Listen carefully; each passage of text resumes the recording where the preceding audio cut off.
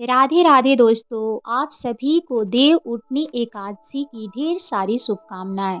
जो भी मनुष्य देव उठनी एकादशी व्रत करते हैं और दूसरे को भी करने के लिए प्रेरित करते हैं, उन्हें मनुष्य रूप में जो भी कठिनाइयां आती हैं, उनकी कठिनाइयां श्री हरि विष्णु हर लेते हैं और उन्हें सीधे वैकुंठ धाम को ही प्राप्त होती है।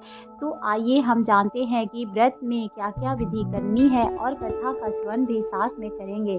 तो ये जो महीना है कार्तिक का महीना, उसमें देव उठनी एकादशी व्रत जरूर करनी चाहिए। अगर आप साल के कोई भी एकादशी व्रत नहीं कर पाए हैं तो कार्तिक महीना की शुक्ल पक्ष की ये देव उठनी एकादशी, जिसे संबोधिनी एकादशी भी कहा जाता है, इस व्रत को जरूर करें, क्योंकि इस दिन माँ तुलसी का विवाह भी होता है, जो श्री हरि विष्णु को अति प्रिय है। पौधों में माँ तुलसी अति प्रिय है उनको, और एकादशी व्रत तो उनका अति प्रिय है, क्योंकि साल में पूरे महीने में सर्वश्रेष्ठ महीना उनका कार्तिक महीना है। क्योंकि कार्तिक महीना में श्री हरि विष्णु भगवान गंगा जी में ही वास करते हैं, इसलिए उन्हें ये महीना अति प्रिय है।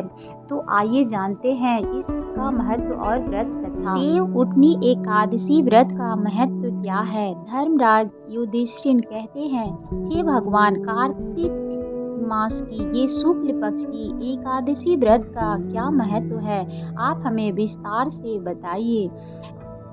इस एकादशी का क्या नाम है तथा इसके व्रत का क्या विधान है, इसकी विधि क्या है, इसका महत्व करने से, इसका व्रत अगर मनुष्य करते हैं तो किस फल की प्राप्ति होती है, कृपा करके मुझे विधि पूर्वक बताइए।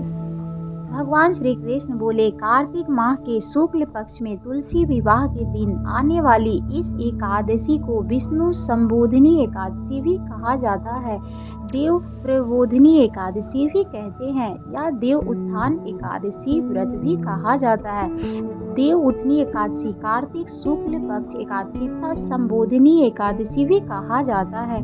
ये बड़े बड़े पापों को नाश करने वाली है। इसका महात्म मैं तुमसे कहता हूँ, ध्यान पूर्वक सुनो। देव उठनी एकादशी व्रत कथा। एक राजा के राज्य में सभी लोग एकादशी व्रत का किया करते थे। प्रजा तथा नौकर चाकर से लेकर पशु तक को एकादशी के दिन अन्न नहीं दिया जाता था।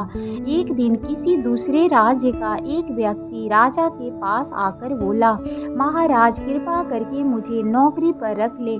तब राजा ने उसके सामने एक शर्त रखी कि ठीक है, रख लेते हैं, किंतु रोज तो तुम्हें खाने को सब कुछ मिलेगा, पर एकादशी को अन्न नहीं मिलेगा। उस व्यक्ति ने उस समय हाँ कर दी, पर एकादशी के दिन जब उसे फलाहार का सामान दिया गया तो वह राजा के सामने जाकर गिड़गिड़ाने लगा, महाराज, उससे मेरा पेट नहीं भरेगा, मैं भूखा ही मर जाऊंगा, मुझे अन्न दे दो। राजा ने उसे शर्त की बात याद दिलाई, पर वह अन्न छोड़ने को तैयार नहीं हुआ। तब राजा ने उसे आटा, दाल, चावल आदि दिए। वह नित्य की तरह नदी पर पहुंचा और स्नान कर भोजन पकाने लगा। जब भोजन बन गया तो वह भगवान को बुलाने लगा, आओ भगवान, भोजन तैयार है। उसके बुलाने पर पीतांबर धारण किए भगवान चतुर्भुज रूप में आ पहुँचे तथा प्रेम से उसके साथ भोजन करने लगे। भोजन आदि करके भगवान अंतर ध्यान हो गए था, वह अपने काम पर चला गया। 15 दिन बाद अगली एकादशी को वह राजा से कहने लगा कि महाराज, मुझे दोगुना सामान चाहिए।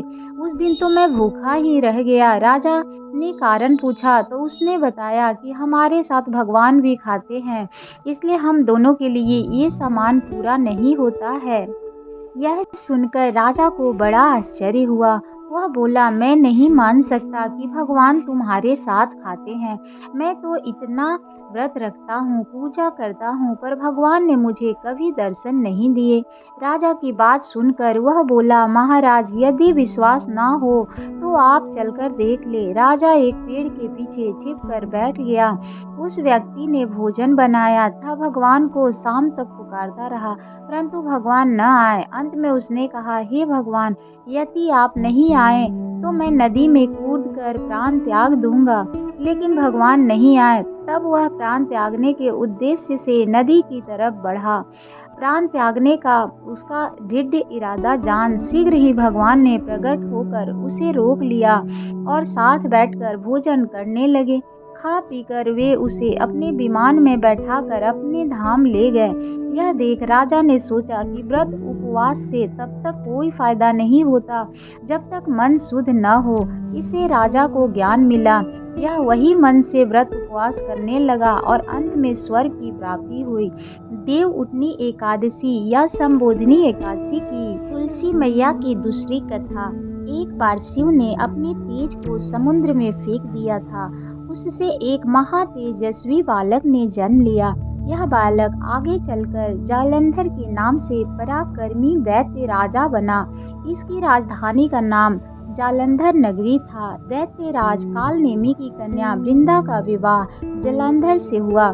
जालंधर महाराक्षस था। उसकी सत्ता के मंद में चूर उसने माता लक्ष्मी को पाने की कामना से युद्ध किया, परंतु समुद्र से ही उत्पन्न होने के कारण माता लक्ष्मी ने उसे अपने भाई के रूप में स्वीकार किया।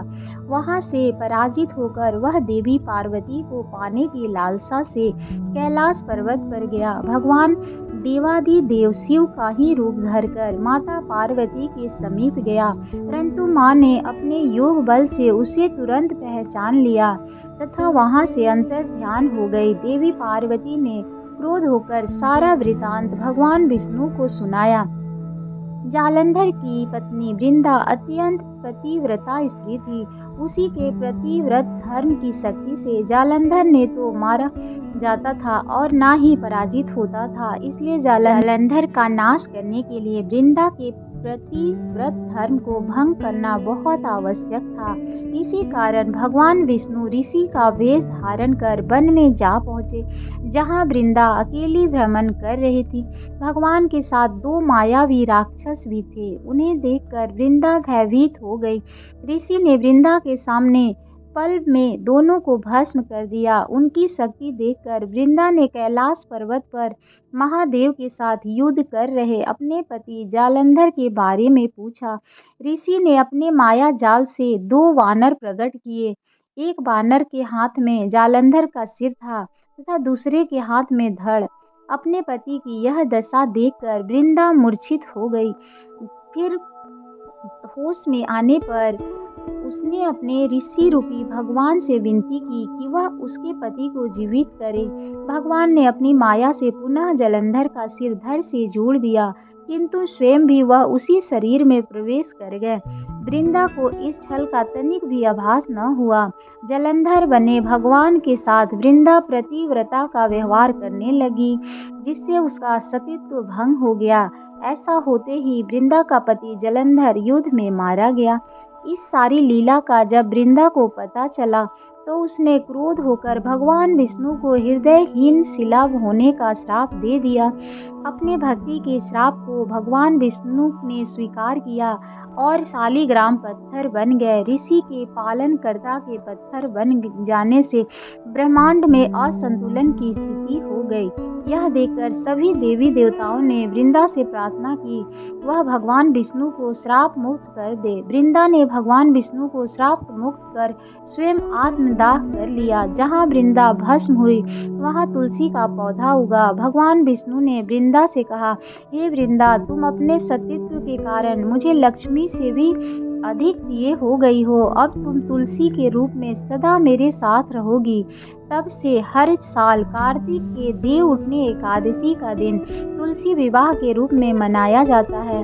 जो भी मनुष्य मेरे शालिग्राम रूप के साथ तुलसी का विवाह करेगा उसे इस लोक और परलोक में विपुल यश प्राप्त होगा। उसी दैत्य जालंधर की यह भूमि जलधर नाम से विख्यात है। सती वृंदा का मंदिर मोहल्ला कोट किशन चंद्र में स्थित है।